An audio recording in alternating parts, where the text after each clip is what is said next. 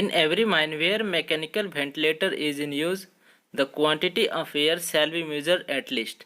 प्रत्येक खदान में जहां मैकेनिकल वेंटिलेटर प्रयोग में लाया जाता है, हवा की मात्रा न्यूनतम कितने समय पर मापा जाना चाहिए। ऑप्शन में दिया हुआ है A once in a week, B twice in a week, C once in 14 days, D once in 30 days. The answer will be option number C, once in 14 days.